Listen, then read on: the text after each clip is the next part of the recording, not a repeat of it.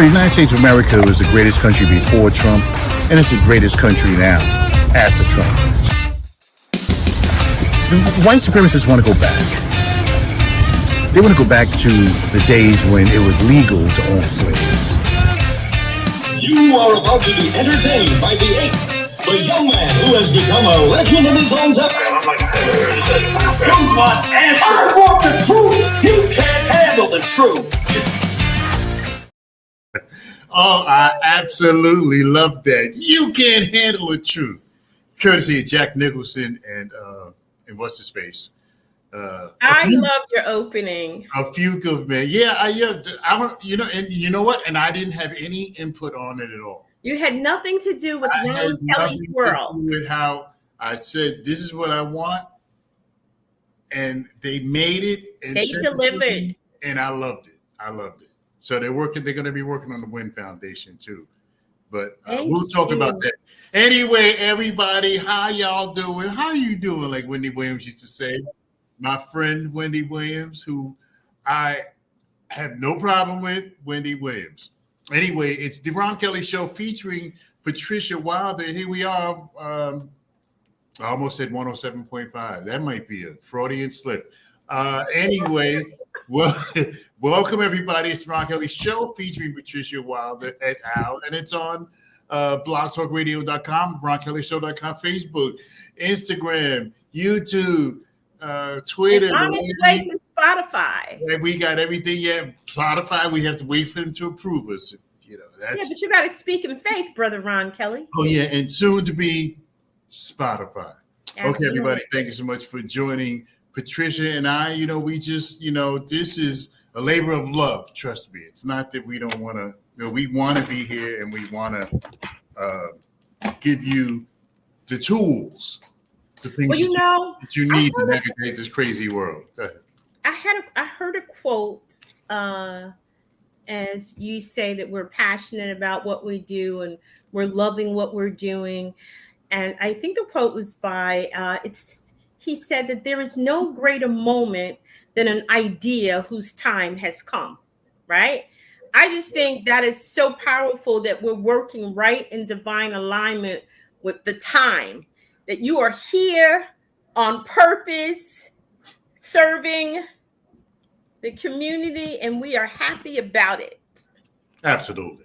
Absolutely.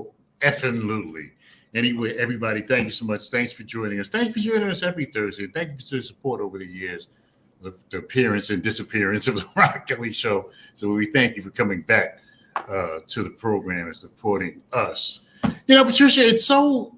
I do kind of monitor social media, and it's so I can't think of the word to say, but it's so weird maybe that how people get a thrill out of other people going down. The puffy memes and the puffy videos, and it's just been people just seized upon that.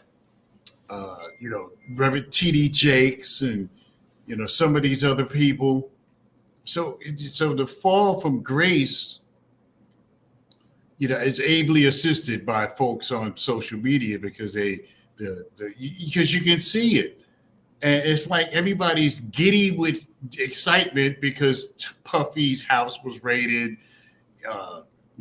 TD Jakes, the issues with him, what is that? Osteen, where somebody came to his church and shot somebody. I mean, people just, I don't know what it is about people that we just love to see others go down. That you look at the reality shows, Survivor, and all of these shows that highlight when somebody loses, and the losers, they pay more attention to the losers than the winners. So what is it about America that we just love to see people fail? Yeah, that is a thing for sure. Even when you look at this social media world, how people run with, they have not even validated the information. It could totally be untrue, and people are running with it. What is up with us? We just here in America, we just love to see somebody fail.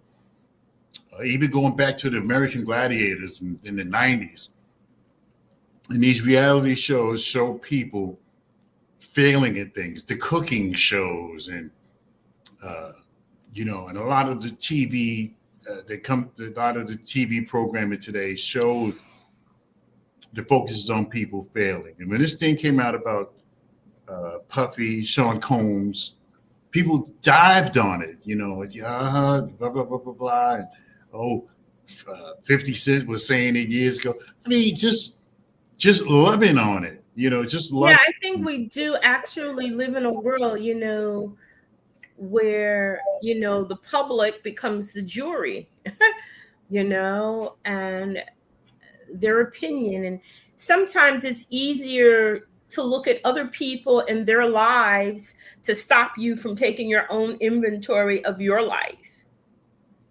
what you're doing.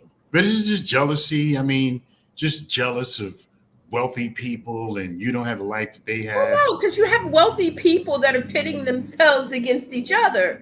So, whether you have money, whether you don't have money, irregardless of your economic status, we're living in this, really mean spirited, where people, whatever they do, they would like to have justification and rationalization. And then what you do, I want to nail you to the cross on it. Yeah, and I think it's just the American way that we just, we grab on. I'm gonna be praying for us. We love to see people go down. We love to see like the TD Jakes and the, and the allegations about him being gay, and Puffy with the sex trafficking, and it's just sad how we just dive on this stuff, and we celebrate when somebody falls flat on their face. We kind of like celebrate it. Anyway, everybody, it's 4 minutes past the hour. Everybody, it's the Ron Kelly Show featuring Patricia Wilder. And we are here. Well, yeah, we're always here every Thursday night at 7 p.m. And, I meant to make a video from the Knowledge House. I meant to make a video to let people see that we pounding the pavement. We're not just sitting here in our houses doing this show. We actually go out and talk to people together. And we were at the Knowledge House gathering Saturday. Patricia and I, we were there, and this is what we do. So we don't just sit, we actually, and that place, it was in the belly of the beast, let me tell you, but we still went and we attended this seminar. Really very good seminar that really talks about technology, and particularly bringing technology to underserved communities, and so, and having some dialogue with them. I think they have like 2 different programs, and one is for youth. I think you have to at least be in the 10th grade to 12th grade. So that's one lane. And part of that is that you have to be in school, and then they have another program that's for adults, but it's really geared toward helping to engage and equip people of color in particular to get involved into high technology and what that looks like. So I think they're doing like they are definitely beating the pavement, and they're plugging in with schools all over the area, really just trying to raise awareness and prepare our children to choose a career, in the tech field. Yeah, because people, and it put me in touch, because I'm always saying that there are some people, I mean, there's not enough people, but there are some people who are out there Okay, there are some people who are out there and they're making it happen. They're doing the damn thing. There are people out there, maybe not enough, but maybe perhaps we should focus on the ones that are and not so much on the ones that aren't. And I'm reaching out to Dr. Umar Johnson. Dr. Umar Johnson is my hero. Let me tell you, Dr. Umar Johnson. You don't see him on CNN. You don't see him on MSNBC or not even BET. Well, he definitely, has a strong message in helping to uplift and empower and educate the people. I was able to see him, over the summer, in fact, and purchase, one of his books. So, yeah, it would be really great to get him on. And I'm sure he would really be willing to come on. Yeah, I'm reaching out to him through his peoples to see if he'll be able to come on the show. Because here's what he says. Here's what he said. I don't know if you guys can hear this, but let me play this little snippet of something that he said.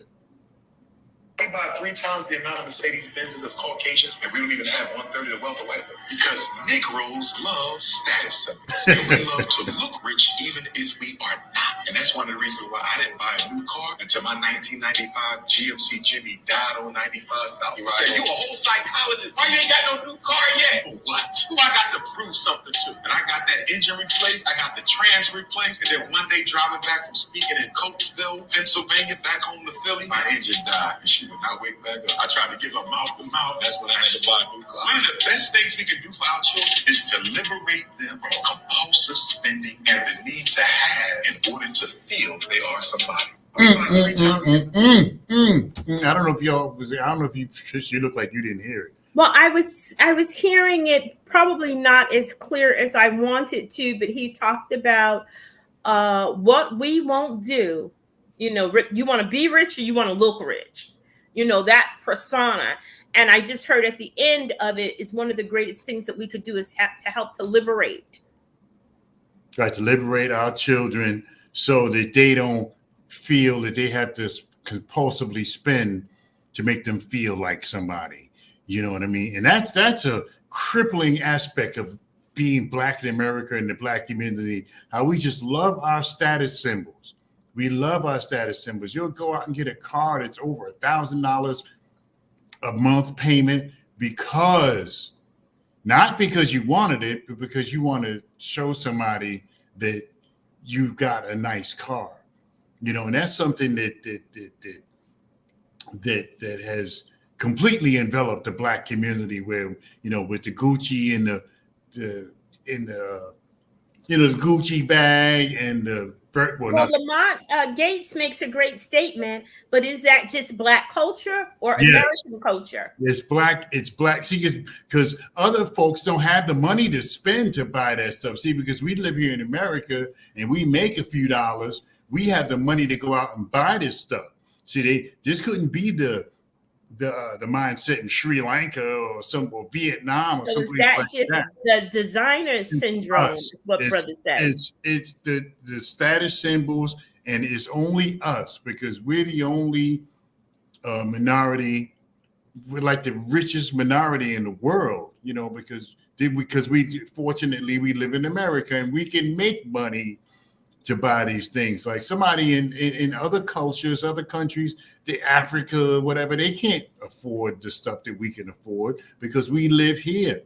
The people making $300 or $400 a month, the people that live here, because I think all types of people, whether they are, whatever their ethnicity is, they want to look apart. I drive a Mercedes.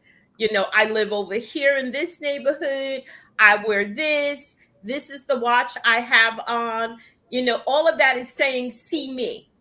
Right. Lamont Gates says, but is that just Black culture or American culture? No, it's not American culture, my friend Lamont Gates, NDE on YouTube.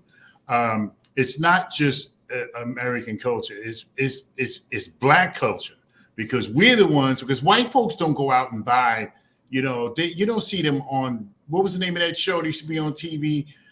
Cribs. You didn't see the white folks on Cribs that often. It was Black people. And our music, we talk about the Benz and and the Hummer and the Mercedes. We talk about this stuff. Even in our music, we talk about having this and that, big house, big car, big money, big chains. So it's, but people do it's, want it's us. It's black culture. It's not American culture, Lamont Gates. Ronald McCready says the designer syndrome. It's on us. I don't believe that any other culture covets property as much as we do. Well, I think some people beg to differ on that thought, sir. And they can do that, yes. Lamont Gates says, I'm not sure what he meant by that, but certainly is, maybe he said it certainly is American culture. Whites and many other races keep up with the Joneses as well. Yeah, but they don't they probably do, Lamont Gates, but they don't advertise it. You know what I'm saying? They don't sing about it. You was in a white song where they talked about being rich. You're not gonna find none. You know what I'm saying? You're not gonna find a white song that talks about being wealthy or rich. There are none. They have folk songs and they sing about love and trucks and all kinds of stuff. But you'll be hard pressed to find a white song that talks about being rich. Well, you just talked about advertising is the lesser of the evils, Lamont Gates states. You talked about the cribs. Is that where they like show the cribs where they live? Yeah, it's an old show that used to be on MTV, and they would invite you into your house. I mean, Well, they still do that now, and they do it for the right community. It's not as popular as it was back then, where they would invite you into their house, and they would show you around their house, their big giant bathroom, and all of this stuff. And then they would take you out to the garage and show you all the Jaguar and the Lexus and the Mercedes and the Rolls Royce. They would show you all of these cars and stuff. And that was a show that was on like maybe a decade ago. But I'm telling you, we black folks, because, you know, you go into projects and you see Lexuses and Beamers and these high-end cars, Hummers, and somebody lives in the projects. Why the F would I want to live in the projects and be driving a Mercedes Benz? I mean, it's just asinine to me that how our folks, and it's black people, and he's right, Dr. Umar Johnson. Boy, when he comes on the show, we're going to light the whole world up when he comes on the show. Because y'all are going to shine the light, you know. Yeah, because this is what it is. But, you know, low self-esteem, low self-worth, you know, so people do, you know, tend to do things externally to help to give them a boost. And I think that's across the board. You know, I'm not saying that but it's more prevalent in the black community. It's more prevalent amongst us. We're the ones that kick each other's back and, oh, look at those shoes, they're fake. Oh, look at look at her hair. It's not 100% human hair. You know, that's the stuff we do. We run to New York when the place was open. We used to run to New York and buy the Fooey Louie. We got to have something, you know, and not knowing that nobody's going to know whether the purse is fake or real. Because I think Lamont Gates makes another great point. He says you can go into the white suburban areas. But nobody. But I used to work in Franklin Lakes. Franklin Lakes is one of the wealthiest communities in America. I used to work there. And I would be going around, and the kids, like when it's time for the kids to start school, the kids would be outside in front of a house, this gigantic mansion, and they'd have on no new sneakers. They'd have on Garanimals, whatever they call them things that they got from Kmart when Kmart was open. And that's the stuff that they wore. No new sneakers, no Gucci gear, not like we do when we send our kids back to school. That's what happened. They didn't. When I went to the supermarket, the Market Basket is right in the middle of Franklin Lakes. Some millionaires go there to have a bagel or whatever, and nobody had on jewelry. They had on old clothes. White folks try not to look rich. Black folks, white folks try not to look rich, and they are. Black folks try to look rich, and they're not. You know, it's got to be the one-upsmanship, Patricia. It's got to be the, it's got to be the one-upsmanship. I'm gonna get into all of these because I'm being bombarded with comments, and so we're gonna get into those. We're gonna get into all those comments that people are coming at me. They letting Patricia live, but they're coming at me. Okay, all right, we'll be back in just. Rightfully so. Yeah, we'll be back. We'll be back. I can fight for mine. Don't worry about it. I can fight for mine. We'll be back in a moment with more. It's the Ron Kelly Show, Patricia Wilder, and it's on blogtalkradio.com. The Ron Kelly Show. Yes, indeed, I am the man. What a news cycle this is. This guy has got to go. Trump has got to go. George Floyd snuffed out by this police officer who's supposed to be serving and protecting people. It's the Ron Kelly Show.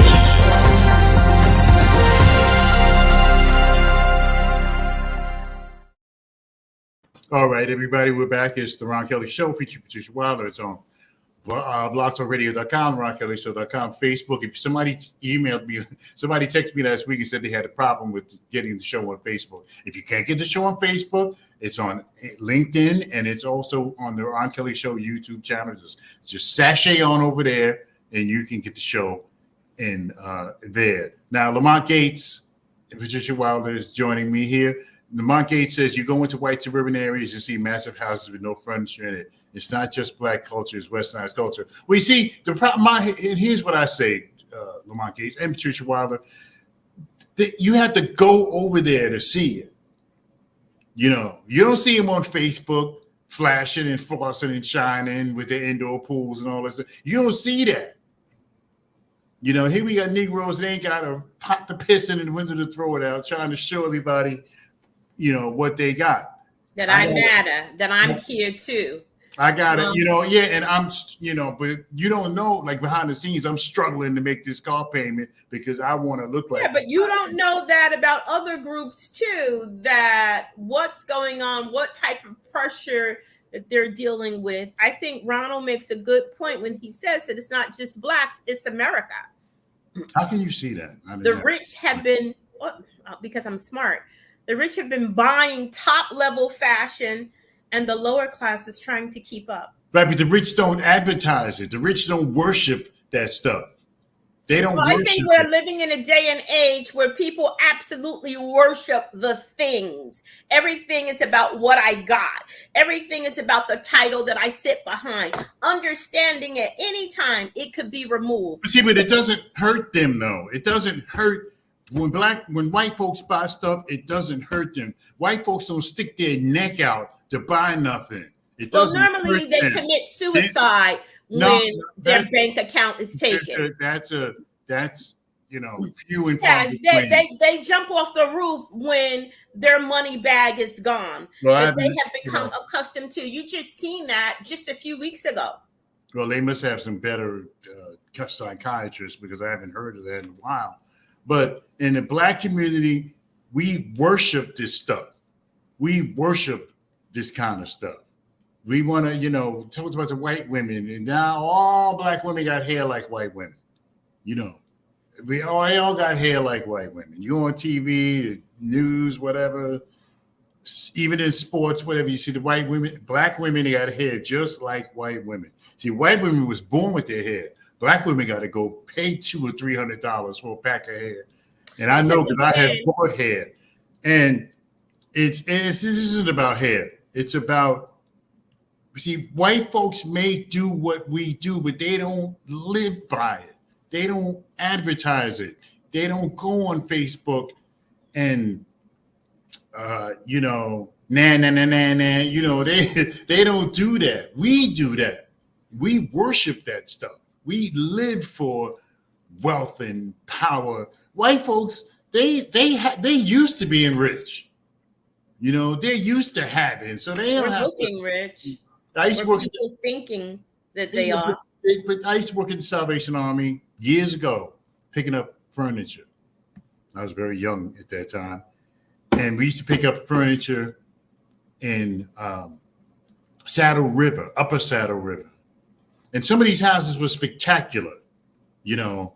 And the lady was throwing away some furniture, some living room furniture, and there wasn't a scratch on it, wasn't a stain on it, nothing. And I'm like, I said, you don't mind if I ask you why you're throwing this furniture away? She says, well, I just want to change the color scheme, you know. But she didn't go on Facebook and tell everybody that she wanted to change the color scheme. She didn't go on Instagram and make a full-blown video about what she's trying to do. So that's what Black folks do. But here's the thing with social media these days. People are going on white, Black, Latino, you know, and every other group. And then the Latinos don't do it. People are going on Facebook, wherever they can be at on social media and display, you know, so whether they're on vacation, wherever they're doing, they're displaying it. But again, I do think it's a really valid point when Ronald says that white people are taught how to save money, Black people are more consumer driven. Well, Lamont Gates said he agrees with McCready. First he said thank you, and then he said those houses are underheated and unfurnished too. I'm not sure what them big houses.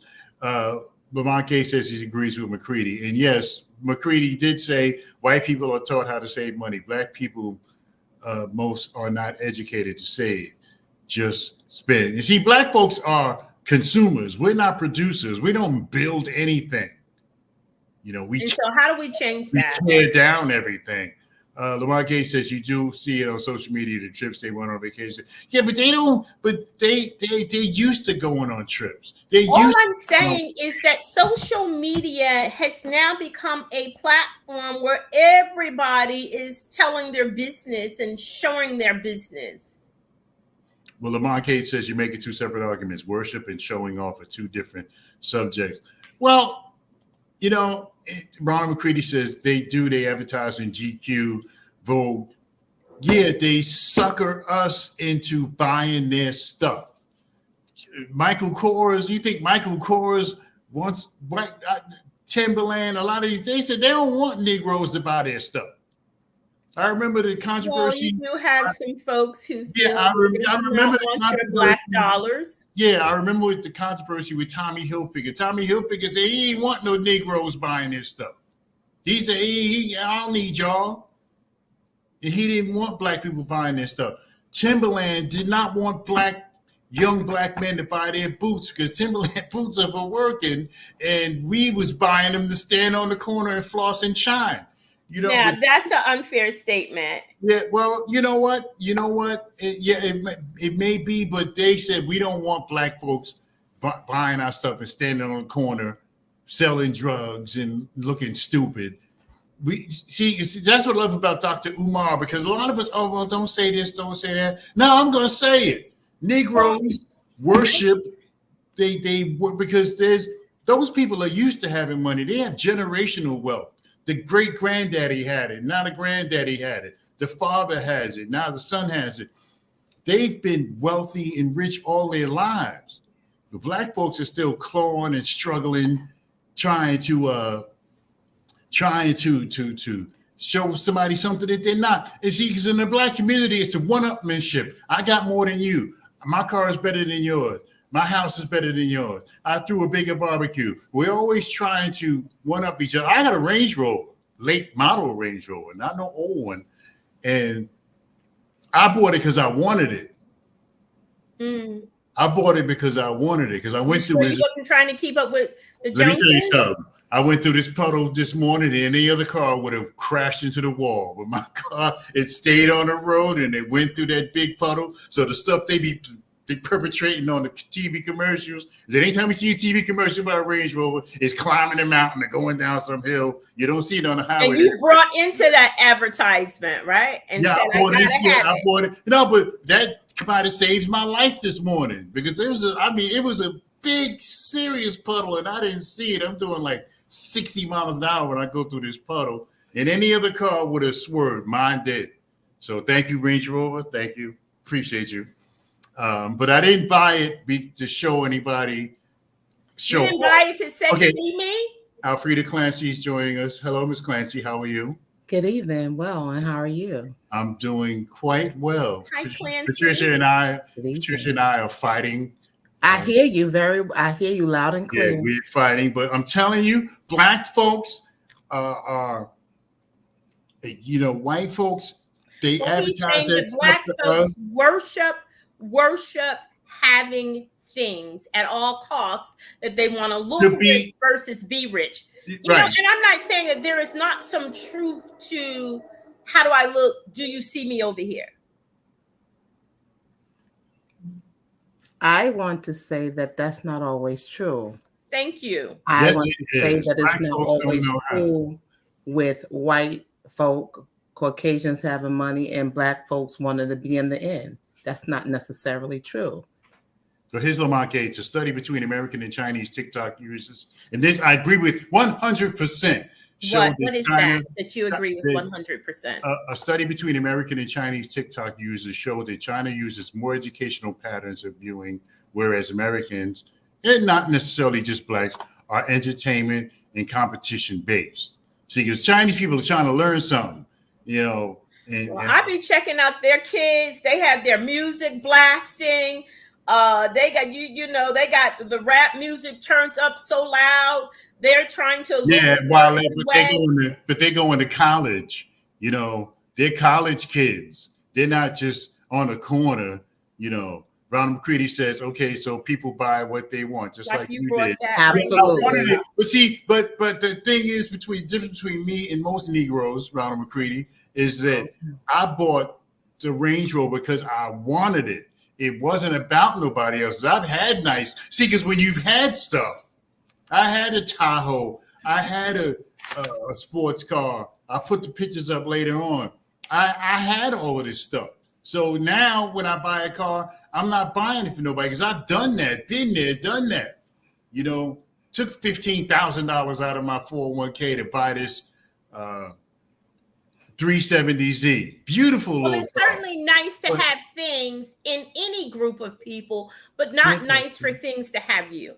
Correct. But things got us. Things got us in the black community. Things got us. Everybody want red bottom shoes. Not everybody. Because I don't. I don't. Most black. I don't want anything. Patricia, you don't wear those 16. I wear heels, Ron, but I don't. Not the spike heels. You don't wear them, and as Miss Clancy don't wear them either. So let's keep it. Excuse me, I could go in my closet and get a 6-inch heel, but I don't want to wear them. Been there, done that. Don't want to do it anymore. So why'd you buy them? And so the heels I bought, I wore them. So why'd you buy them? And I wore them well. Why'd you buy the 6-inch heels if you weren't going to wear them? I bought them because I wanted them, not because I followed other people. But let me say this to you. Let's go back to the media. Children are children, and children are going to get on the media, whether it's TikTok, whether it's Instagram, and they're going to do things. That's what children do because they're children. It's our job to let them know, stay off of this. Don't do that. Watch it. Be careful because people are watching. Things are going on. And so that's what the media. Children are children. They are not adulting. They're children. And there are children that do get on and do educational things. Okay, there are some that do and some that don't. We know that statistics can be played with. Data can be altered. If we're gonna be real truth about it, there is altering a lot of times. As a person in education, I see altercations in data all the time. We play with it and we manipulate it. Absolutely. Okay. I still say what I say, damn it. You can say what you say and we can roll with it, but I'm just saying the foundation of what the truth is. We can roll with it. We can roll. That's your truth. That's your truth, Miss Clancy, not mine. That's your truth, my sir. Right. That's right. Because this is a Ron Kelly show. That's right. And what does that mean? My view and my opinion is just as valid. Yeah, absolutely. The point is, Lamont Gates is saying it's not just black culture, it's American social media show up. See, but you don't see white, I'm on TikTok. I got a TikTok page. Ron Kelly Show on TikTok, everybody. And you don't see white, shameless plug, and you don't see white folks on Facebook or TikTok showing off. I don't see it. Lamont Gates says my generalizations are too sweeping. Listen, I'm not talking about the black community as a whole. There are some black folks who don't subscribe to the Fooey Louie and the Gucci Lucci and all of this stuff, Juicy Couture. There are a lot of black folks who don't subscribe to that. But then there's a whole bunch of us who do, who will go in debt and pay $1,200 a month for a car just so you can show off. See, I learned my lesson from that because I've done that. You know what I'm saying? I struggle to pay off that car. I said, I'm not going to do that again. I'm not going to do that again. I buy what I can afford, and if it ain't up to your, see, because I'm talking to someone who has done these things. I'm not talking to I'm so high and mighty that I can't be touched. No, I'm talking about somebody who's done them things, who has bought things to impress people. I've done that. Lamont Gates says there's a whole bunch of mixed race Americans who do the same. You see it mostly with us when the music talks about Gucci and chains and limos and chicks, hoes, they call them, bitches and hoes and all of this stuff. Wow. And we're the ones who do that. We get on, make these songs and we denigrate our women. Nobody else does that. White folks don't get on make songs and say this bitch. Black folks, we do it all the time. We do it all the time. So going back to what Patricia said, I do think it starts with a self-esteem or self-worth issue. I do believe that, Patricia, that there's, I don't know how long Willie Lynch. I don't think that just applies to black people. I think that applies to all people. That you want to look a certain part, that you're feeling one way internally, and your external is a whole nother way. So I don't think that that's just about here's what black folks do. Yeah, I mean, it's not necessarily it's not necessarily just about us, but I believe that it's more prevalent in our community than it is in any other community. You believe that what's more prevalent, that we're more consumer driven, that we're more see me here? We're more, because you go to the, because you really get a chance now with social media being the way it is, with any group of people going out to say, here I am over here, doing this, that, or the other. So I do feel, not that there is not some truth to, people can be Kmart on the inside and they want to be Gucci on the outside. Right. Lamont Gates, see, people go into the comments and try to tell me how to do this show. Lamont Gates. What is Lamont trying to help you with? I'm off. Listen, there's no staying on topic on this show. We don't stay on topic. This ain't the, we might be near death, but we're not dead, and we do kind of bounce around. I know I do. I bounce around because it all goes hand in hand with how we denigrate the women, how we value the. Well, you know what? You talk about that, and that's not just a black thing. Like, you have. No, it's not just a black thing. It's not just a black thing, Patricia, but it hurts us more than any other ethnic group. It hurts us more. Well, we're portrayed more. We're portrayed more. Women are being treated poorly across the board. In yeah, there's white men that come home and beat up their wives. Yeah, I mean, yeah, of course. I was just watching a show actually today, and it's called Tamron Hall had it on her show. These women who, and they, she had a few women on, but how, they're at home and their husband work and they've given up their career and they're talking and like being at prison at home, not being able to break out, because if they don't adapt to what their husband is saying, it's curtains for them, so to speak. But, I think bad treatment for women goes across the board, and you certainly can't just target that to Black men talking about women. Like, we can look at the difference of the way men in every group, tend to treat women. Yeah, I mean, I'm not saying that Black folks are the only ones who are drunk with Well, trying it to sounds like it. In fact, look it better. always sounds like it. I'm not saying that it's only Black people that do these things, but it's more. It's exposed more, and these things hurt the Black community. We have $2 trillion. You know how much that is? You know how much a trillion is? A trillion is $1,000,000 billion. That's a trillion. And Black folks have a $2 trillion of buying power in America. And where is it? What did we do with it? Nothing. We'll take a break and we'll come back with more. It's Ron Kelly Show featuring Pat Wilder. And it's on Facebook, Instagram, LinkedIn, YouTube, and blogtalkradio.com.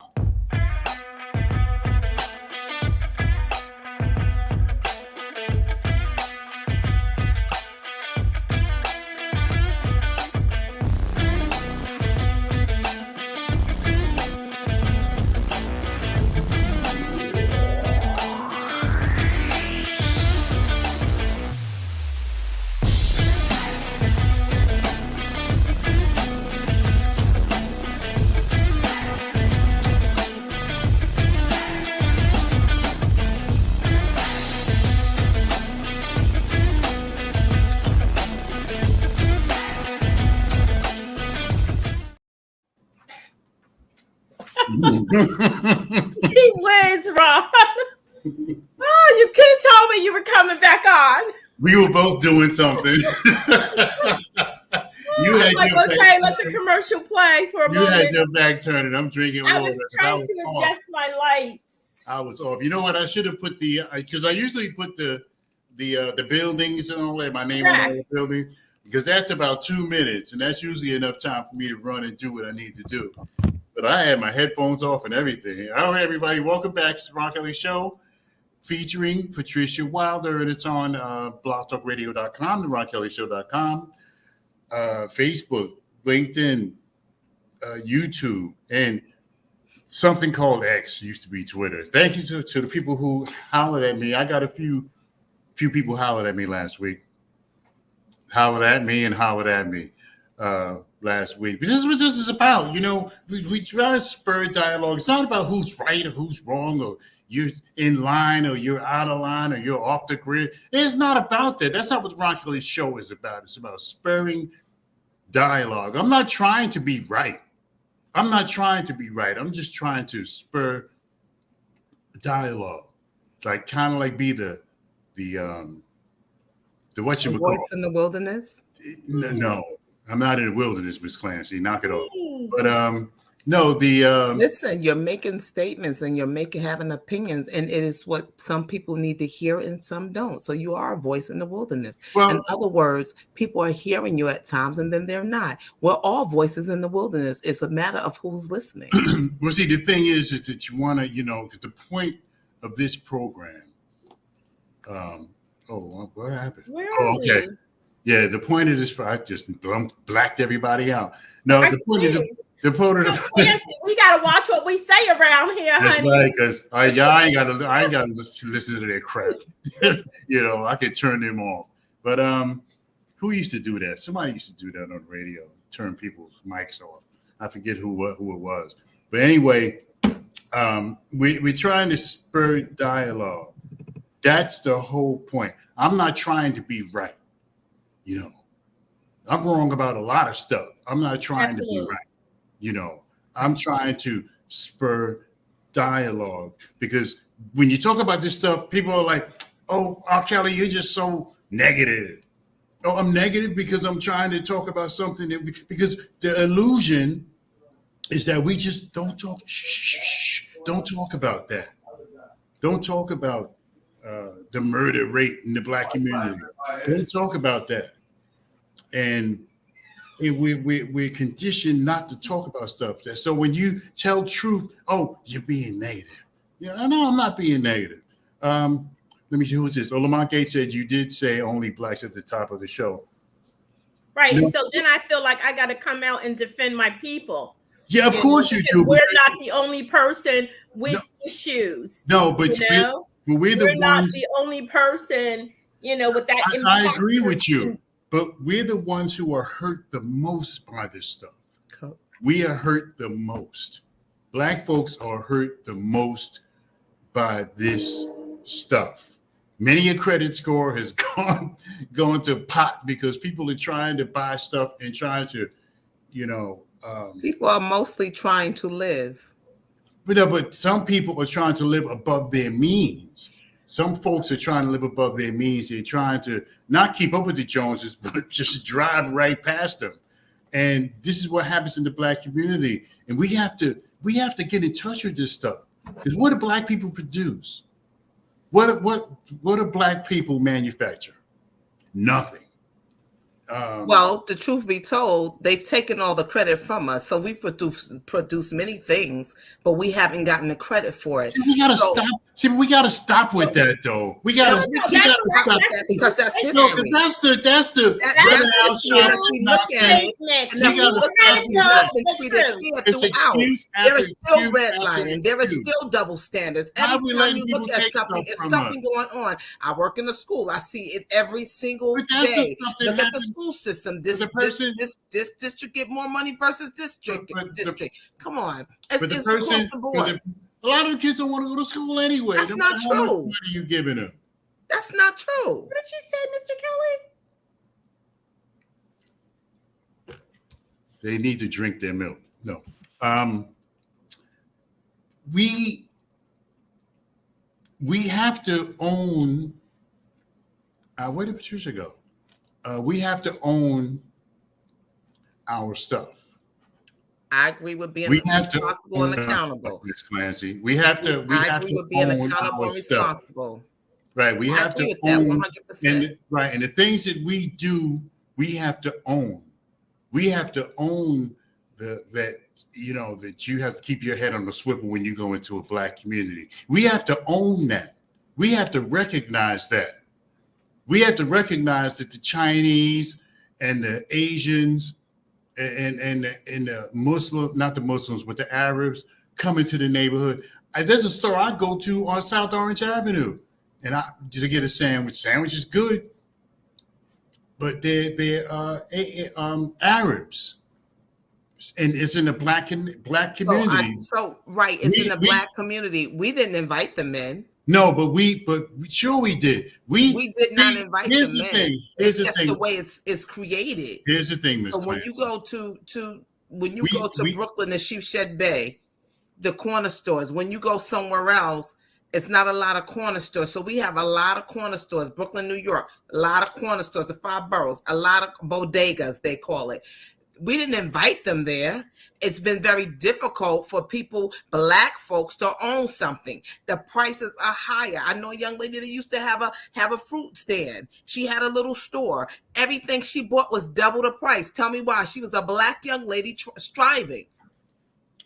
And come on, let's be honest and real about it. It's double standards across the board. I've seen it. I have an LLC. I've seen it. I know it to be so. It's difficult for us. And everybody don't get that pass. We don't get a pass 99% of the time. Truth. Speak truth, Clancy. And this part right here irritates me because the reality of it is we've worked and we've done and we built. And every time we build, something knocks us down. We don't get the same thing someone else gets. It's not fair. Tell me where it's been fair at. Tell me where it's been equal at. Show it to me. Show it to me.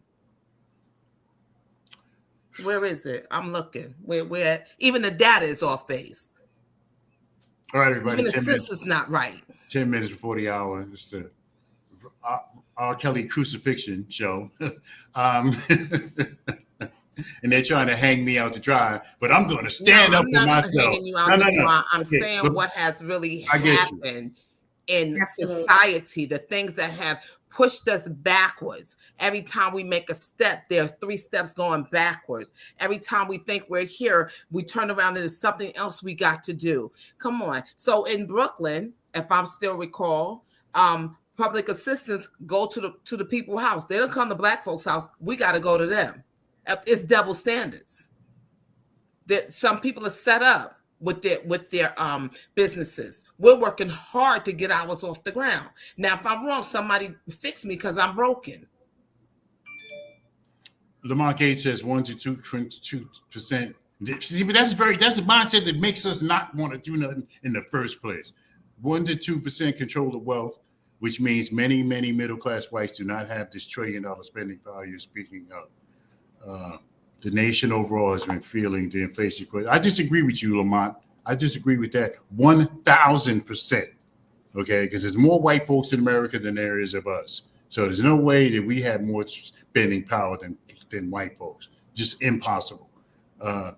Lamont Gates also says poor people are hurt the most who also live beyond their means. Yeah, I said that. I think. No race on pop. Right. No, but see, my point is, ladies, that Black folks rely on this stuff. It's important to us to have more than the next person. It's important to us. Is that really the case? So, Ronald McCready says, so true, it's harder for Black folks, yet we still, we're getting these messages. Yeah, the deck is stacked against us. It is not an evil plan. Right, yeah, okay, but does that mean that but that has not stopped us from being resilient. That has not stopped us from persevering in the midst of whatever the adversity is, that we are a people, right, that have been able to survive all types of atrocities, right? And we continue to do that. And I'm just saying that when you're mentioning all of those other things, that you also need to mention that. You know, that when I go to get a loan and someone else of a different skin tone go to get one, it is easier for them than it has been for me. And it has always been the case because we have lived in America with this hierarchy mindset. Okay. I need you to be beneath me. And there has been plans and strategies and tricks, and it continues to be. Like even when you look in today's society, right? And we're just talking about being able to vote, right? Mm-hmm. That you have made it, that they have put laws into places to make it more difficult, that they have made laws in other places to take any Black history out of the book. So the deck, it's all I'm saying, it continues to be stacked. Okay, let me say to everybody, this is a radio show. You know what I'm saying? So don't send me no don't send me no ugly messages after this is over. This is a radio program, and what we're doing is what I do is I spur dialogue. That's what I do. Right. I spur dialogue because there's a lot of stuff that we don't talk about, I talk about. Lamont K says, I never said, oh, okay. All right, I hear you, Lamont. Privileges. See, my point is, Patricia and Alfreda, my point is that those things, keeping up with the Joneses, being better than the next person, that's something that is firmly ingrained in the Black community, where we're always trying to be better than the next man, have the better car, have the better clothing, have the better house. That's something that I don't know what Black community y'all been in, but the one I've been in, I see this stuff all the time. I see this stuff all the time where, or if you got something better than they do, then now they don't like you. You know, it's just, I love my community. Let me say this first. I love the community. I'm a Black man. I love being a Black man. But we have to stop thinking that even if the deck is stacked against us, that prevents a lot of people from moving forward anyway. A lot of us, oh, well, I can't get no loan. Or, oh, white man gonna try to hold me back. Oh, That's a reality. I'm saying that you have There to we make go. a decision not to be held back, regardless to whatever, which is what we have done as a people, right? But it's a real fact. It's a yes, real it is, reality. Patricia. It is a fact that black folks do have several strikes against them before they go out and try to do something. I mean, the But that opposition don't is mean we real. don't go. But that No, doesn't not at mean we all. don't go. It Not, doesn't I mean we totally don't agree. go. We don't sit We back. go. Banks redlining. They don't want to have nothing. Because before you know it, then But you. that may be part of the mindset of the people who look to do this. Door may be harder to get through. So I may try to dress up. I may try to, get the things that may appear to be okay. Well, I'm able to get this. So if it becomes, I'm able to get this car, I'm able to buy these sneakers. I'm able to look this look because these other things. And so teaching these other things may be a bit more difficult, for me to go and purchase my own home, or for me to get the funding to open my own business, type of thing. Devontae says, not to mention there's a lot less of us than our counterparts. So you can't expect the majority of manufacturing to come from blacks. Yeah, I understand that, but but let's manufacture something. I'm not saying that we should manufacture more things than white folks, but let's manufacture something. Let's put something out there, 1%, 2%, 5%, whatever the case may be. Let's manufacture something. If we invented all of this stuff, and we invented the refrigerator and the air conditioner and, and the traffic light and all of this stuff, right? But we don't invent stuff no more. I haven't seen. Well, we were talking about that. I think you have, we were talking about, you see, it appears that you have less owners in black communities than it was, during Black Wall Street. Well, Lamont Gates says, isn't one of your sponsors a black bus company? Right. You see, and she started in the 80s. America in Porterfield, the bus company, school buses, which they got it out for you. And she started 40-something years ago, but she stuck with it. And, and the business is still, oh, wow. I didn't notice Jamie Bland was here. She stuck with it. America in Porterfield, proud sponsor of the Ron Kelly Show. She's stuck with it, and she's been in business for 40 plus years. Because she didn't start, she started out with a station wagon or something, and she didn't say, the bank's gonna redline me and this and that and the third. She didn't do that. Well, I mean, we are a resilient people, no doubt. We are a resilient people. And again, when you look at the impact of our experiences from slavery up until now, the one thing that they have not been able to take is our resilience and our ability to persevere, spiritually strong. So, I think you make a good topic regarding Umar and having him to come on the show and shine a light on some of, the real issues that particularly happen in our community. Right. The difference between, working smarter and not harder, the difference between, do you want to be rich or do you want to look rich? Look. And so being money smart, learning to invest, and educating our young. So, I'm glad to have this dialogue. I think it's really important. What one won't do to try to keep up with the Joneses. I know that we were going to have Ms. Bland on to talk a bit about National Action Network. Their convention is coming up on next week, and so we invited her to come on and talk a bit about that.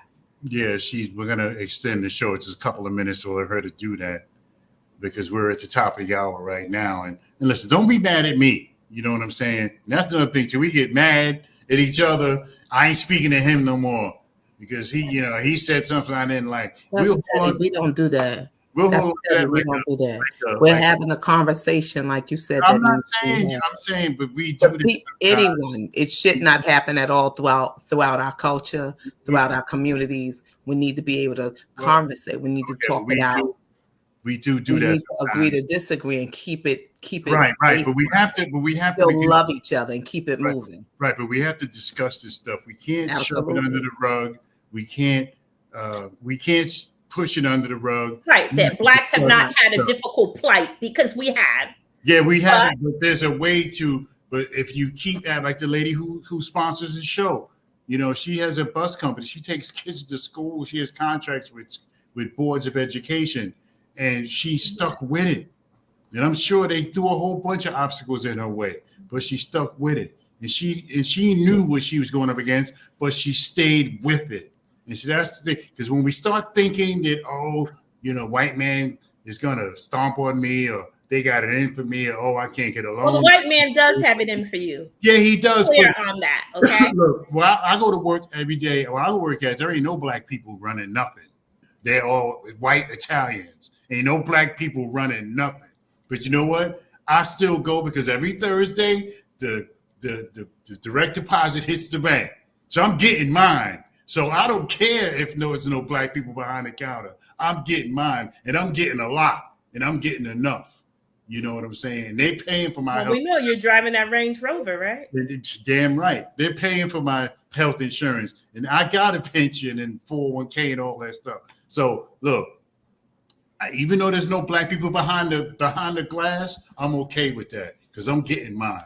Hey, Jamie Bland, everybody, Jamie Bland, Jumpstart, Jumpstart, etc. We're gonna extend it because Jamie Bland comes into the show at the top of the hour at 8:00, and we're supposed to be getting out of here. But we're gonna extend the show a little bit so we can find out because we also want to go to. I know I do want to attend the National Action Network 24th convention. It is the 24th convention. And so when we come back from break, we'll talk with Ms. Bland a bit about that and how intricately she's involved in National Action Network. Yeah, we got to start the show all over again. Jamie Bland want to come in come in at 8:00. Like, you know, the hell? Anyway. Back up. Anyway, we'll be back in. I know Jamie Bland. Come on. I know you're meaning it with all fun. And I was on your show when you first started. That's I think right. that was like That's the right. beginning of 2000 or something. Yeah. You've been strong at least 19 years or 17 years. Yes. And it's time for us to go to the next level. We'll be back in a moment, everybody, with Jamie Ron Kelly's World and Alfreda Clancy and my co-host Pat Wilder. Back to more Ron Kelly Show. You know, the United States of America was the greatest country before Trump, and it's the greatest country now after Trump.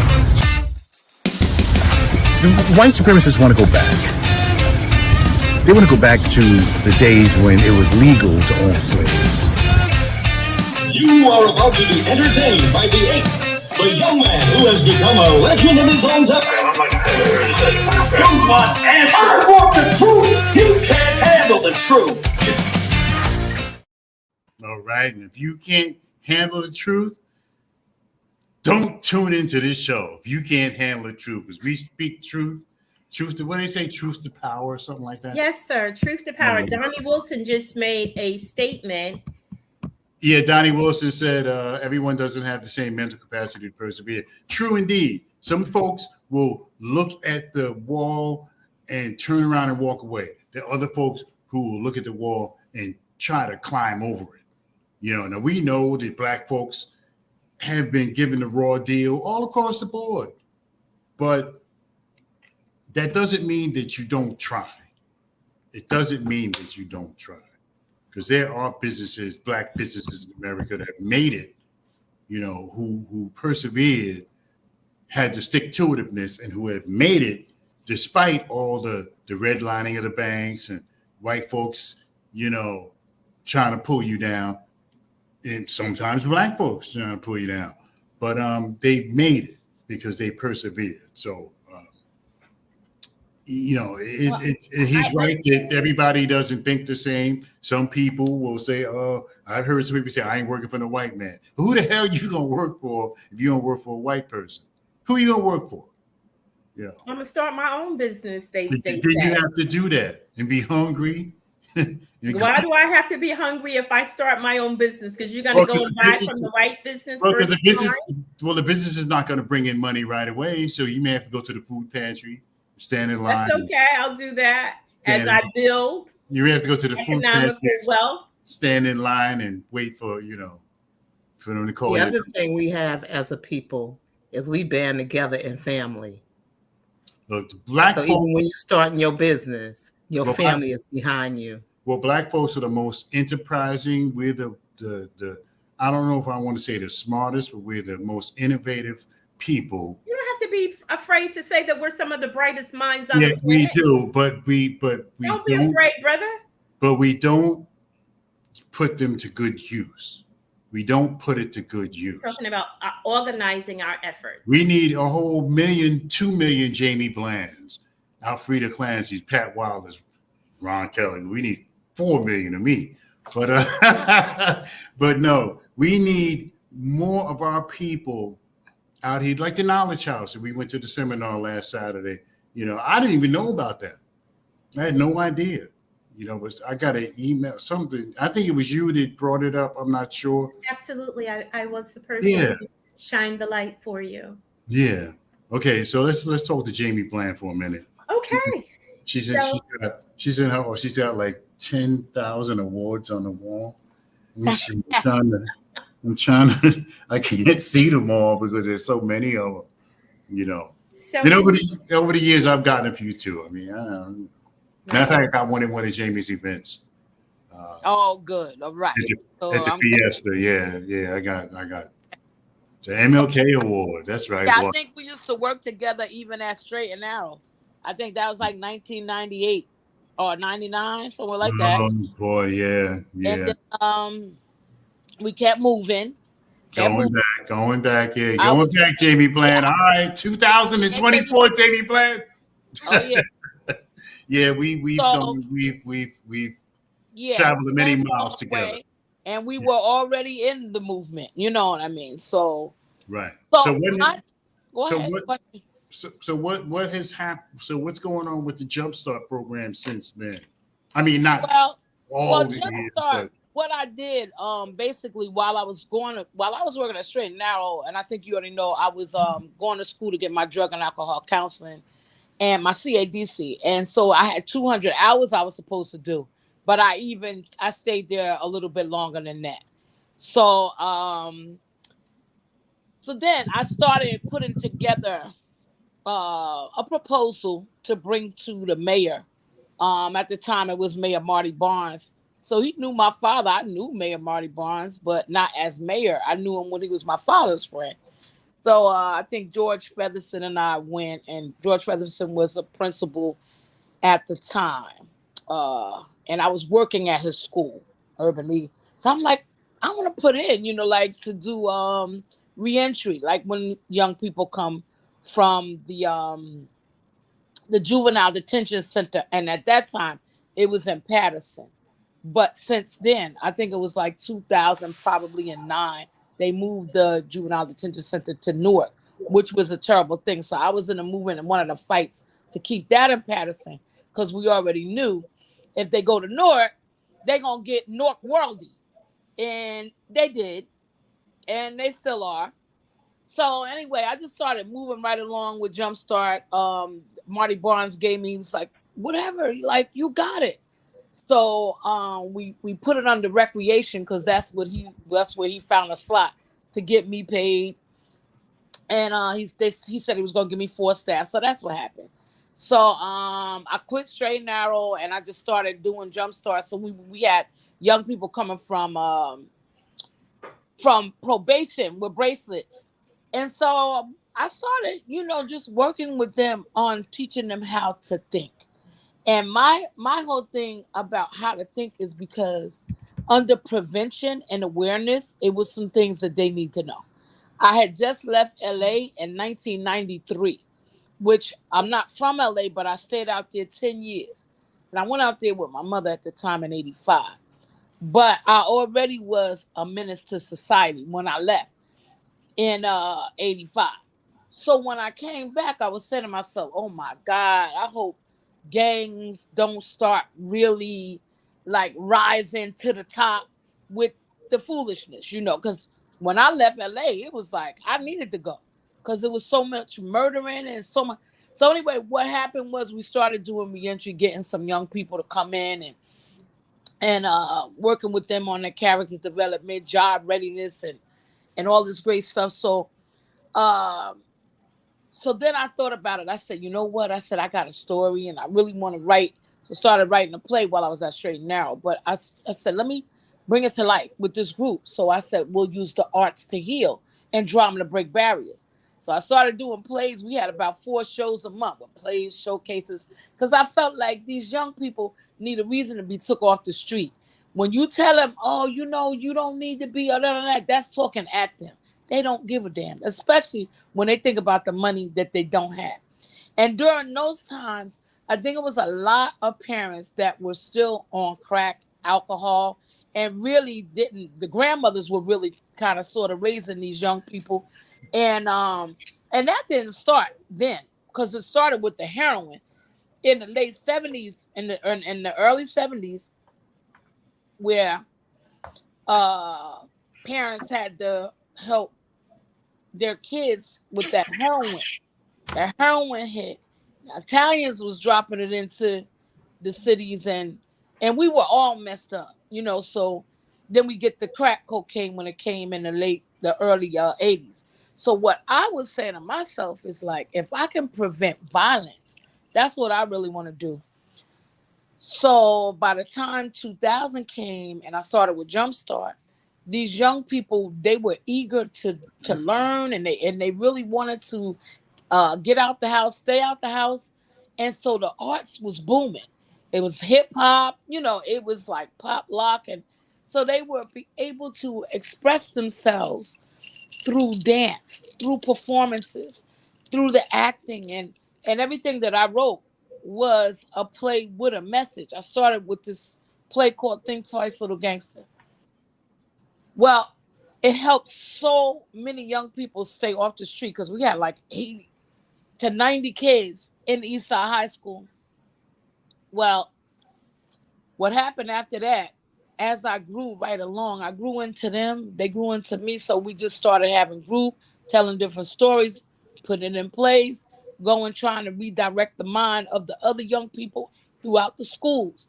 So I got with 50 Cent, Jay Justice, and Ken Kushner. 50 Cent was making this movie in Patterson called Before I Self-Destruct. So I took this whole movie, me and a guy that was at William Patterson going to school for filming and production or whatever. And we sat down and I took my script and I started filming. I had got like a little grant. My grandmother died. It was 2006 or 7. I got a settlement and I started flying to LA and filming this movie. So right now the movie is a 7-episode TV series called Think Twice, Little Gangster, which started with a play at Straight Now while I was writing in the evenings and people's stories, just true stuff that under prevention, hoping it would make a difference. So I did that. But as we continue to grow, I partnered with Perform Care. And that's where my sister right here, Patricia, she came along and I partnered with them in 2011. I didn't really go. Yeah. Absolute. On many lines. Yeah. Patricia, tell us about Nan. Don't interrupt the story. I got Nan and Perform Care at the same time. So I got with Nan is because I was just trying to see where I could show my movie at the Apollo, and I met Kathy Sharpton there. So she was like, well, you need to go down to National Auction Network. I'm like, what the hell is that? That was 2009. So she was like, when I got there, I met and I saw all what they were doing. And I'm like, man, I need to be a part of this. I said, because I am the movement. And everything I'm doing is toward redirecting the mind of the youth of America today. Okay, so, let me take a break. Hold on. Let me take a break and we'll come back. Okay. To, no problem. The man thing, and hopefully in the next few minutes we'll close out the show. I'm supposed to be smoking a cigar. Yeah, I'm supposed to be smoking a cigar right now. We'll be back. Help him, God. I'm supposed to be smoking a cigar right now. All we right, got two. we'll take a break. We'll come back. We'll take a break, Okay. everybody. We'll come back. Thank you. Patricia Wilder, Frida Clancy, and Jamie Bland just joining us. We're back in a moment with more Ron Kelly Talk Radio.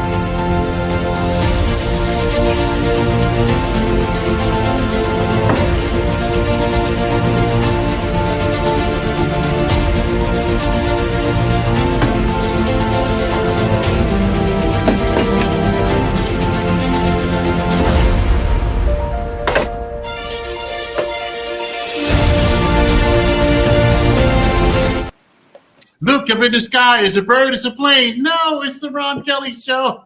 And there's Pat Wilder. We are back, everybody. We got about 13 minutes left of this show. Yeah, Jamie, you've done so much wonderful work.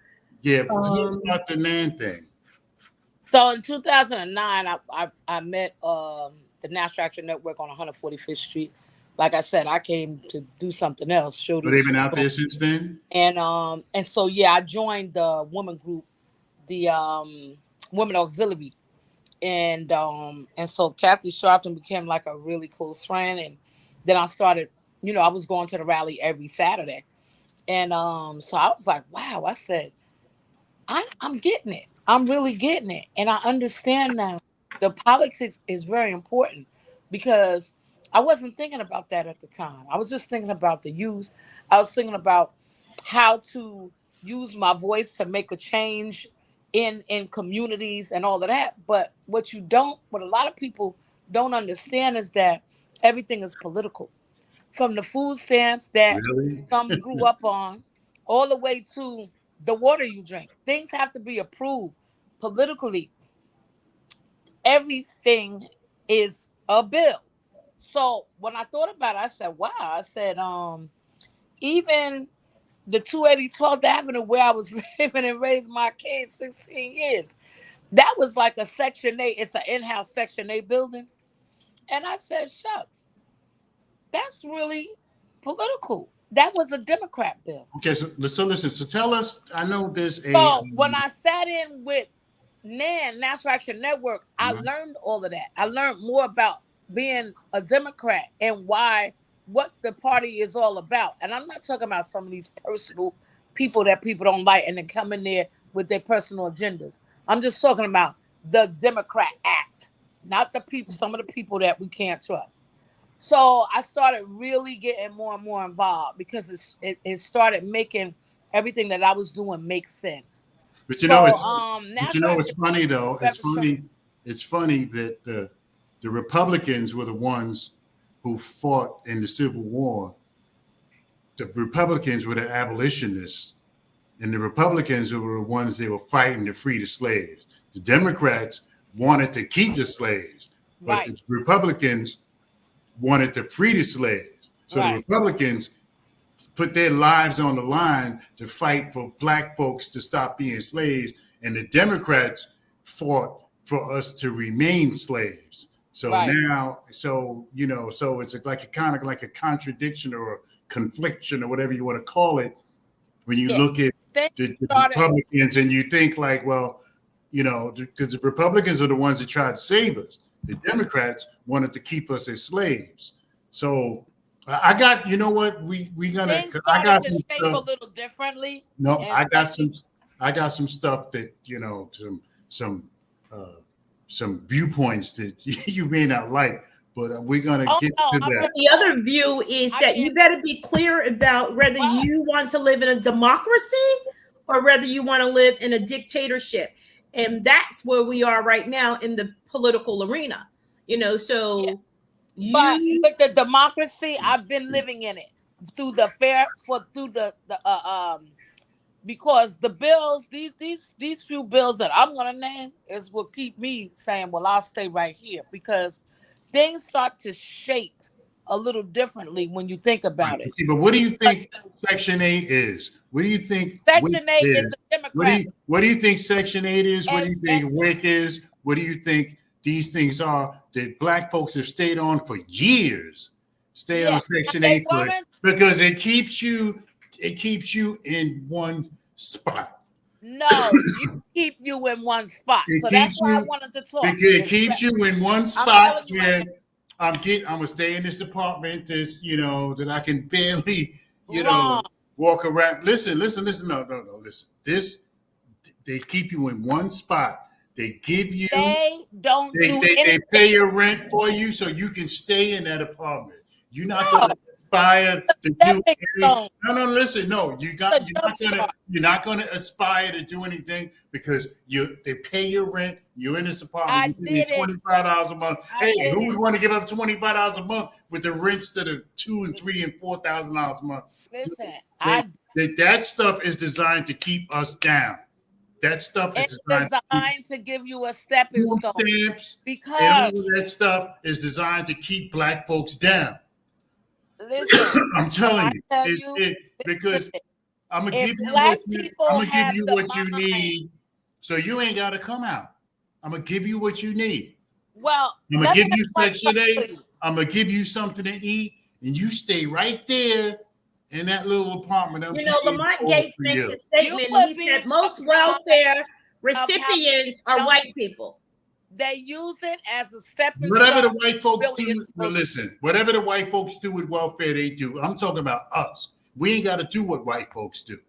We need to do what we need to do. I'm here. Black folks. Ask me about black folks need to understand. Black folks have been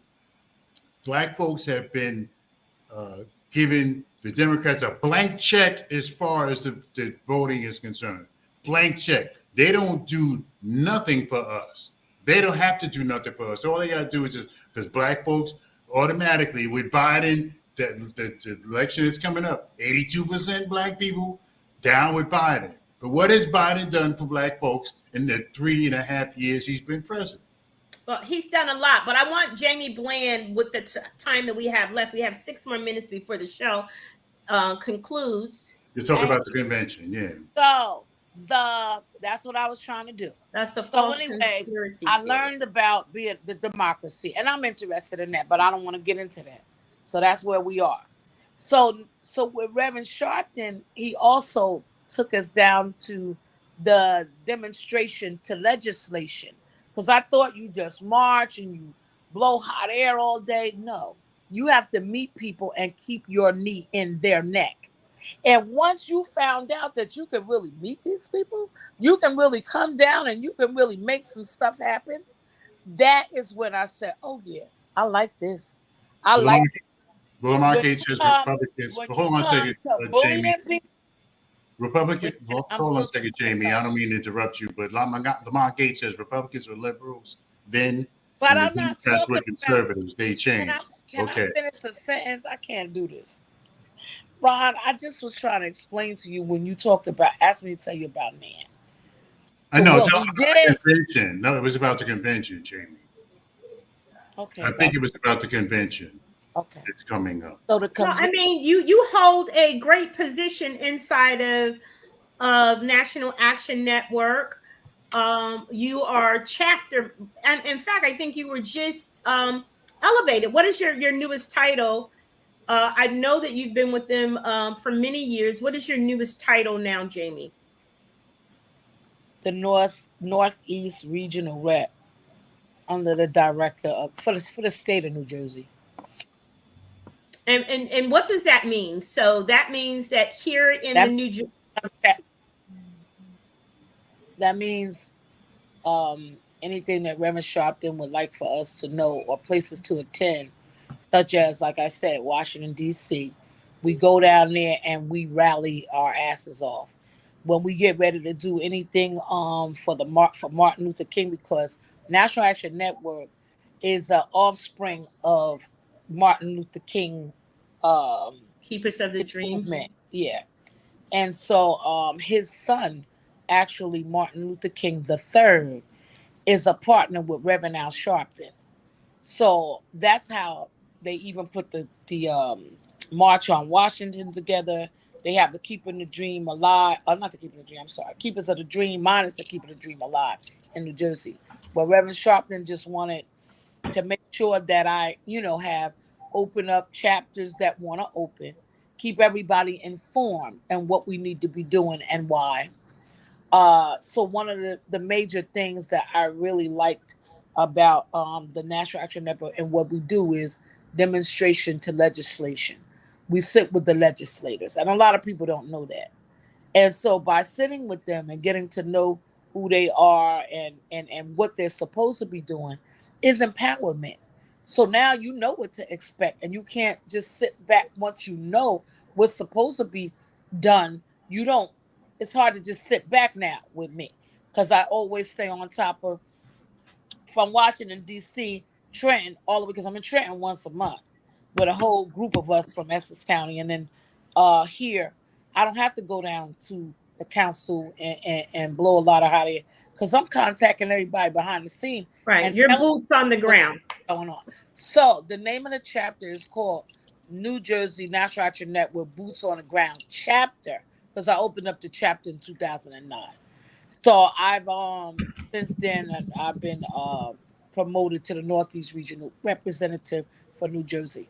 I also hold the title of the Crisis Director for New Jersey. So I get a lot of calls that come in all the time through. So if we have an issue, is there a contact? Most of the time, you'll get the number for New York. Okay. Now, how that happens is people go on the website and then they'll call New York. So when they call Harlem, that's our national because we have 52, I think it's 55 chapters now because we even have a chapter in Africa. So here we are, Jamie. We're 8:29. We're at the top. So tell us about the convention that's coming up on next week. So the convention is from the 10th through the 13th. On the 10th, we have ribbon cutting in that morning at about 9 o'clock at the Sheraton, downtown Sheraton Hotel. And then later on that evening, because there are breakout forums, and so I know that I have a flyer and I will share it, but it's a lot of different people come from Spike Lee. I mean, these people are he's always there, almost, right? I mean, to everybody from everywhere comes from the east, the west, the north, and the south. Even Robert De Niro. Okay. Yeah, and Lance. Yeah, we see him there. Sharpton good friends, and they put out a lot of money to make this happen because it's one of the leading civil rights groups. So this is free. The convention is free, correct? The convention is free. NAACP, they come. Like you'll see everybody, the historians actually show up. The Abernathy's from, that marched and had the, it was in a movement with Martin Luther King. And it's just, I mean, it's really awesome. So it's phenomenal, but I can go to the website, right? National Action Network to register because we want to keep a count of the people. So you can go there and register at the website if anyone would like to attend this upcoming convention. Yes, ma'am. NationalActionNetwork.net. And you can register now all the way up until you get there because if you're gonna come and you're not registered, you still will be able to register there. The only thing about it, we try to have everybody register beforehand because on that line might be a little longer and you might want to get into one of the forums or whatever. So in closing comments that you would like to leave us with, we definitely would like to have you to come back to the show after the convention. I know it's many different workshops that are going to be going on over it's a 3-day period, right? Wednesday, Thursday, probably a 5-day period. Doesn't it go from Yeah, Wednesday to well, Sunday? Wednesday is the Keepers of the Dream Gala, where all the celebrities come out, and then you got that next day, which is Thursday. It's a women empowerment luncheon, and normally BET or Viacom they sponsor that, and they're there. Yes. And then you have the ministers luncheon on Friday morning. Um, well, Friday lunch for lunch because it's the ministers luncheon. So we normally get in there about 11:30, and you have ministers that came from everywhere, So I'm south, gonna have to bring north, Mr. Kelly over from the Ron Kelly Show to National Action Network 24th convention, Yeah, um, I'll so be there. that he can be a and then part of. Saturday we're open on Saturday, and that's basically entertainment and for the youth. Right. But everything, we have so much going on from the time you get there till at least maybe 10 o'clock at night. Perfect. So anybody who's interested, know that you can go to National Action Network, Dot net. National, it's nan.org, right? You can No, go to dot nan. I'm sorry, na- Jamie. National Action Network net. .net. So please go there. Please register. The convention is all of that and some. And we want to thank you for being a part of our show. We are actually at the 8:30 hour. We want to thank Miss Bland for coming, for all the wonderful work. We would like to thank always Lamont Gates and Ronald McCready, McCready. my fourth grade classmate, from grammar Thank you school. so much. We want to thank Miss Clancy. Miss Clancy is an educator and has been so for what, about 28 years? Miss Clancy is muted somehow. She muted herself. Oh, okay. Over So, 35 years she I've been works in with education. youth. Yeah, How many years? Over 30? 35. Ooh. So yes, so we want to thank all of you all for coming and being a part of the Ron Kelly Show on this evening, featuring Ron Kelly. Patricia Wilder. Featuring Patricia Wilder. So we thank you all. Nice to see you, Jamie. 7 o'clock the show Yeah, starts. Okay. cool. 7 o'clock. Next time you come, 7 o'clock. We're gonna have her to come back after the convention. But I want to tell everyone, like, please come, please register if you're within the metropolitan area. If you decide to come out Wednesday night, Thursday night, Friday, it is always power packed. There are so many workshops on so many different topics, and so we want to thank you all for participating in our show on tonight. If you want to do something, no matter how outlandish it might sound to the average person, if you want to do something, don't start thinking about the obstacles and the roadblocks. Don't think about that. Just move forward. When you see somebody, you see the indoor track and they have to jump over those hurdles. They jump over those. They know those hurdles are there, and they just jump over them. And we need to start jumping over the obstacles that we know are placed in our way. But if we start with that thinking about how hard it's going to be, we're not going to do it. Well, I think Marcus Garvey has a quote that says that if you believe that you have lost the race before you began, have a seat. We're going to build up your courage and get you back on track. Right. You need to, don't start thinking about, when you walk into that bank, don't think about, that I may not get the loan because I'm black or whatever. You go in there, you put on your best, you put your best foot forward. Who knows? Maybe they'll give it to you. You know, that's another reason when we've had to go for things simply because of the color of our skin. We had to put on our Sunday's best, to go over to the bank, to try to negotiate this deal, to try to negotiate that deal.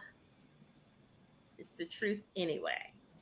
Well, you know what? Yeah. So you anything you're trying to do, if you're trying to get a lease, if you want to lease a building, if you want to go for a loan, go for it.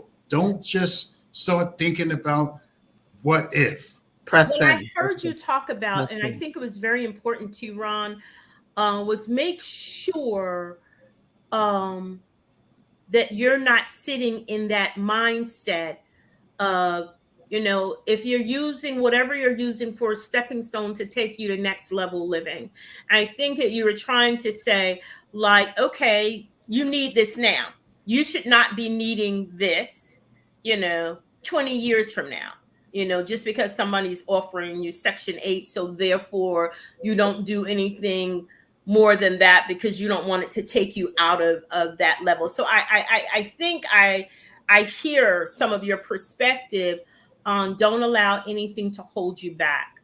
Right, because that's So part that's of a it. stepping stone. That's part of it with the Section 8 and the WIC, and we're gonna give milk for You your said baby. buying cars, right? And pulling up and We're gonna what that's you got on, spending that type of money. So I right. think there should be more money.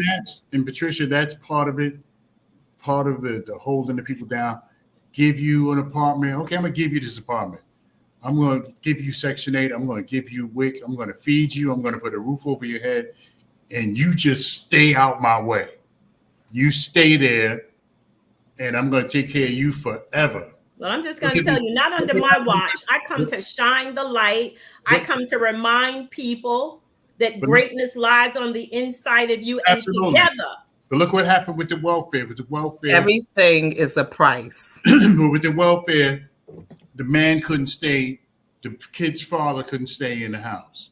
Everything is a price. You remember Claudine? I think it was. Remember Claudine? Right. Steve Earl Jones and what's her name?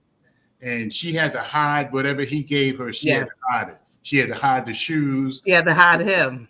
She had to hide him. And see, and that's part of. See, those are the things that keep Black folks down. When the Black man and the Black woman can't get together because the white man is saying, okay, I'm going to give you this stipend, but you can't have no man. There's a price to pay for everything you do. If you say yes to, understand that there is a cost to it. Right. But that's part of the conspiracy to keep, to destroy the Black family. That's part of it. She had to run around and hide and, hide his shoes and hide his clothes. And I think the lady came when he was there and he had to go hide under the bed or something. And that's part of it. I'm going to give you this. You can have this, but you're going to do it my way. And that's part of the problem. I don't know if they still do that. I mean, now it's, Well, you have to look at how it shows up today because it is still very prevalent. Very much the same. Anyway. Systemic racism, unlevel playing field. So, how does that show up today in 2024? What does that look like? Right, but we can't think about, if you're trying to do something, you can't think about what might happen or what might not happen. You can't think about that. If you want to start a business, no matter what that business is, you have to go for it and not think about what could go wrong. No negativity in the mind. Change your mind. You can't say, well, I know the bank ain't give me no money, because you're not going to go. Once you start that stinking thinking get in your mind, you're not going to go. So whatever you want to do. Well, that's why it's so important to have accountability partners in a support network to help to encourage you to next level. Right, because people around you will start saying that same mess. Oh, because that is the mindset. So learning that. The people, the people around you have to be positive people. They can't be saying like, oh, well, the strikes are against us. Da, da, da, da, da. Sometimes you cannot share. You must move in silence. Right. You're thinking it and you mentioned to somebody. Now they're reinforcing it. Oh, yeah, they ain't going to give you nothing. White man ain't going to give you nothing. Then that's that stinking thing. Well, I think with that, I'm going to branch out and do my show. I'm encouraged. I'm feeling motivated. I'm feeling like, you will always miss 100% of the shot you never take, right? That's right. So I'm going to take the shot. I'm going to take the shot. We're taking the shot right now. And we're going to take the shot with the Win Foundation. I have some ideas about the openings and the breaks and stuff. I have some ideas. I'm very grateful, Ron, for any contribution that you can add. I think that we've had definitely a strong dialogue on the mindset and perspectives. Yeah, I'm ready to roll. I'm ready. I'm ready to roll. I got some ideas about the how the opening should be, and But we're not going to be cursing on my show.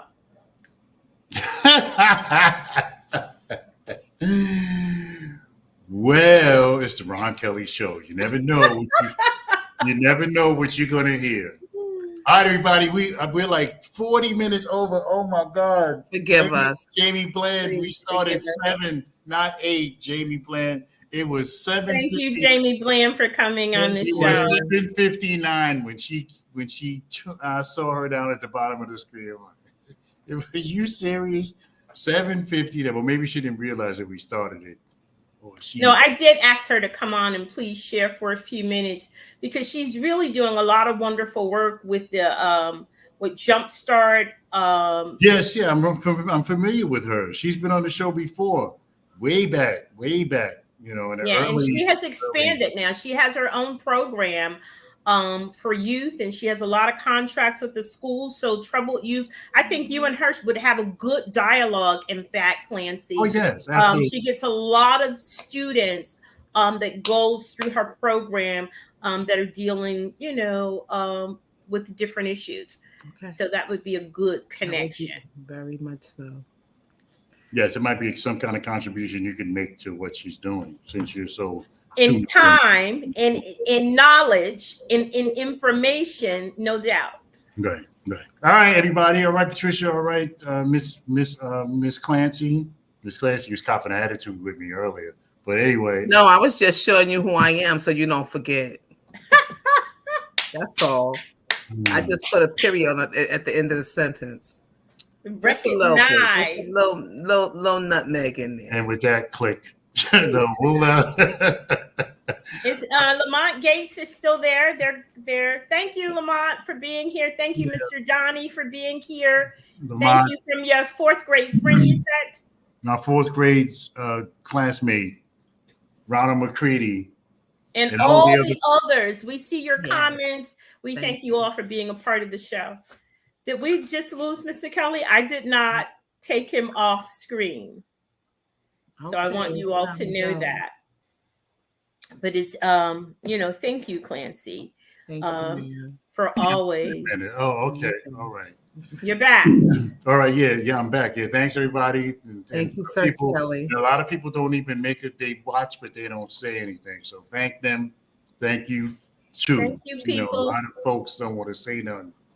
But Lamont and Donnie and Ronald McCready and some of the other folks who partake of the Ron Kelly Show every week, we want to thank you. Ron Kelly Show featuring Patricia Wilder. And tonight, our guest commentator was Alfreda Clancy. So, it's time for me to go have a cigar. We'll see you back here next week. Good night, everyone. I was talking to this girl. She said, I don't date guys that smoke cigars. Oh well, find somebody else. No, because I'm not going to stop. But no, it's not healthy, Ron. It's not healthy. Let's know that, okay? Look, you go out your door in the morning, it ain't healthy. You know what I'm saying? You get in your car, it ain't healthy. It could be injurious to your health. You know what I'm saying? But I don't do drugs. I don't drink. I mean, I got to have some kind of. Well, that is a drug. Well, it's time to say good night. Yeah, good night. I'm smoking my cigar. Good night. So everybody, the Ron Kelly Show with Patricia Wilder, we thank you so much for joining us, along with Alfreda Clancy. We'll see you back here next week for another edition of the Ron Kelly Shows featuring Patricia Wilder. So until then, it's nice to be important, but it's more important to be nice. And Patricia, together, we can have it all. You were supposed to say the other part. We may have it all together, but together we can have it all. Stay tuned. Thank you. See you guys next week. I'm going to have a cigar, despite what Pat and Alfreda says. I said I'm going to smoke in your honor. Bye. Peace.